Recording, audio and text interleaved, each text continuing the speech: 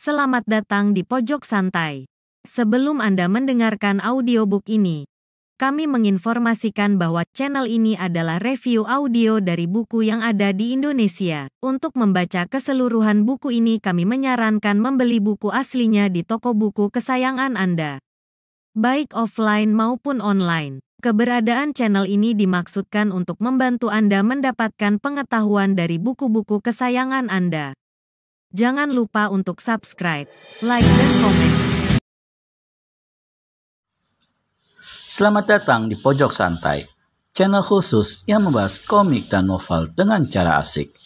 Nyoman Dwipa tidak pernah mengira gadis yang ditolongnya itu ternyata pencuri patung emas yang dikawal prajurit-prajurit dari Surabaya. Dan kini, dia bersama 4 prajurit pengawal patung emas itu mendatangi kediaman gadis pencuri itu. Berhasilkah dia merebut kembali patung emas itu? Yuk langsung saja disimak video berikut ini.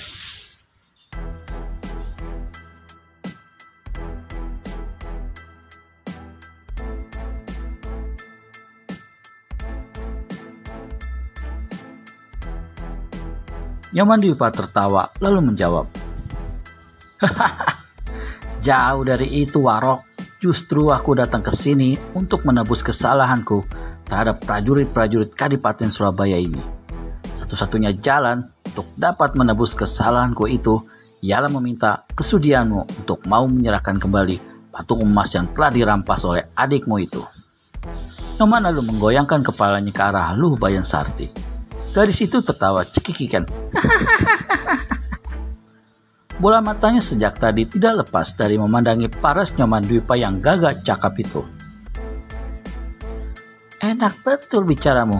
Sudah lancang datang kemari, sekarang berani bertingkah. Apakah kau bersedia menyerahkan selembar nyawamu sebagai pengganti patung emas itu?" Nyoman tertawa lebar. Dalam tertawa itu, dia harus mengakui bahwa paras Luh Bayan Sarti sungguh jelita. Kulitnya halus mulus.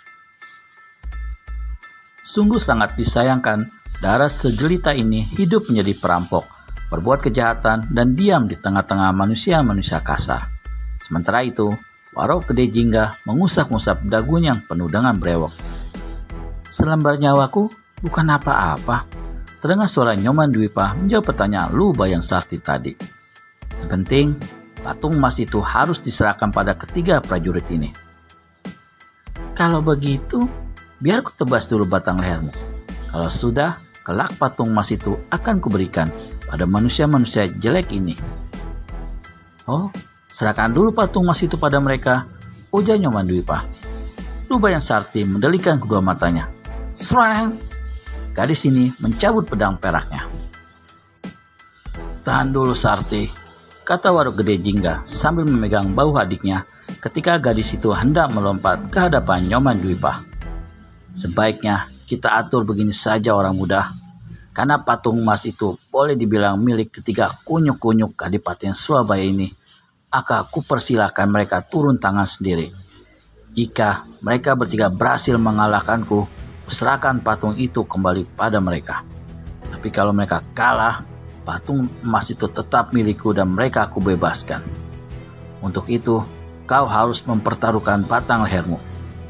Ketiga prajurit Kadipaten Surabaya terkejut bukan main. Jangankan mereka bertiga, 10 orang pun mereka belum tentu sanggup mengalahkan Warok Gede Jingga yang kesaktian dan ilmu silat yang sangat tinggi itu. Nyoman Dwipa terbatuk-batuk. "Warok Gede Jingga," kata pemuda ini.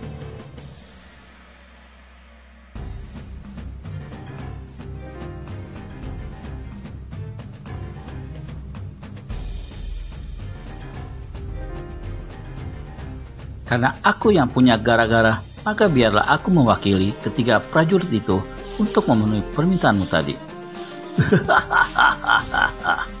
Warok Gede Jingga tertawa gelak-gelak. "Kuhargai nyalimu, sobat. Yang kuberi kelonggaran padamu, kau boleh maju bersama-sama prajurit-prajurit tak berguna itu." "Walau ilmuku sangat dangkal," saut Nyoman Dwipa, "tapi mengingat kesalahanku, biarlah aku menghadapimu seorang diri." "Wah, baik, baik, baik," Jika itu kehendakmu, mari kita mulai, kata Waruk Gede Jingga seraya melompat ke halaman. Tubuhnya yang tinggi besar dengan berat lebih dari 70 kilo itu tak sedikit pun menimbulkan suara ketika dua kakinya menjejak tanah halaman.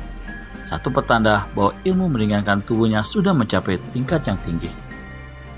Nyoman Dwipa tak mau kalah siap. Sekali dia berkelebat, maka bayangannya lenyap dan sedetik kemudian sudah berdiri 6 langkah di hadapan kepala rampok itu. Waruk Gede Jingga terkejut bukan main. Tiada diduganya pemuda yang dianggapnya sepele itu memiliki gerakan gesit serta ilmu meringankan tubuh yang tidak berada di bawahnya. Melihat kedua orang itu sudah siap untuk bertempur, Lubayan Sarti tiba-tiba melompat dan berseru, "Kak Gede Jingga, biar aku yang menghadapi pemuda sombong ini. Kau lihat sajalah bagaimana adikmu akan memberi pelajaran padanya." Tanpa menunggu jawaban kakaknya, Lubayan Sarti sudah menghadapi Nyoman Dwipa. Tersenyum sekilas lalu berkata sambil mengerling dan mencabut pedang peraknya, "Silakan kau mulai lebih dulu." "Ah, tuan rumah lah yang lebih pantas memulai," saut Nyoman Dwipa pula.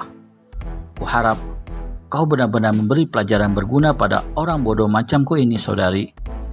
Lubayan Sarti tertawa kegenit-genitan.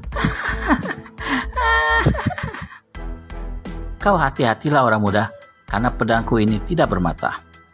Ucapan itu dibarengi si gadis dengan satu serangan setengah melompat. Ketika menebas, pedang peraknya hanya merupakan selarik sinar putih yang mengeluarkan suara bersiul karena saking cepatnya. Sebelumnya, Nyoman Dwipa telah melihat ilmu pedang itu, yakni sewaktu Lubayan Sarti bertempur melawan prajurit-prajurit Kadipaten Surabaya. Namun sekali ini, dilihatnya si gadis mengeluarkan jurus serangan yang lain dari yang lain. Hingga Nyoman Dwipa tak mau bersikap memandang enteng, cepat mencabut tongkat bambu kuningnya yang kecil dan dengan gesit berkelebat mengkelakkan tebasannya mengincar pinggangnya. Setengah jalan, tiba-tiba sekali tebasannya dilakukan, Lubayan Sarti berubah menjadi satu tusukan tajam ke arah dada. Tusukan ini sebelum sampai memecah laksana kilat keempat bagian tubuh Nyoman Dwipa, yaitu kepala, leher, dada, dan perut. Ketiga prajurit Kadipaten Surabaya menahan napas. Serangan yang dilancarkan si gadis adalah serangan hebat luar biasa. Melihat dekatnya tusukan-tusukan pedang itu dari tubuh Nyoman Dwipa, ketiganya merasa cemas kalau si pemuda kali ini tak sanggup menyelamatkan dirinya. Hebat! Justru dalam suasana yang tegang itu, Nyoman Dwipa mengeluarkan seruan memuji. Tubuhnya lenyap menjadi bayang-bayang biru.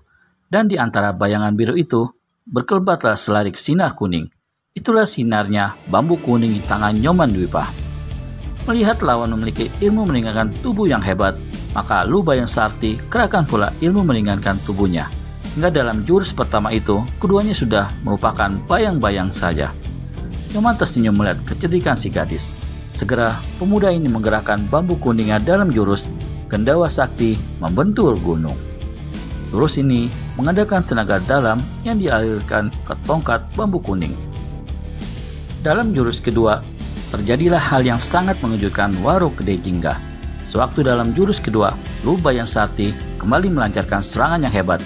Bambu kuning di tangan Nyoman sudah bergerak dalam jurus Gendawa Sakti membentur gunung itu.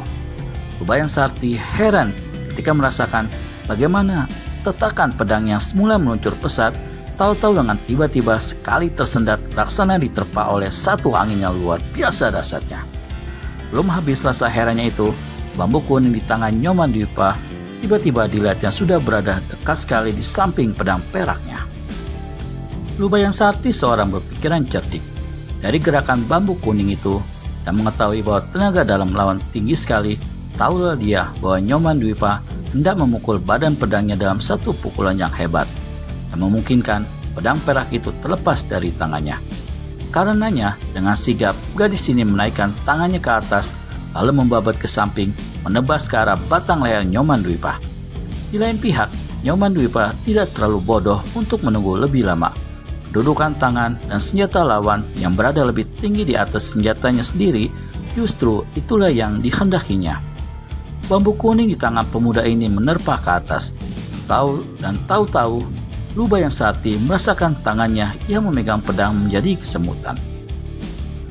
Bagaimana kelanjutan pertarungan berdebarkan ini antara Nyoman Dwipa melawan Lu Bayansarti? Temukan jawabannya di video selanjutnya hanya di channel Pojok Santai. Gak subscribe dan tekan tombol lonceng untuk mendapat notifikasi video terbaru dari kami. Terima kasih dan sampai bertemu kembali.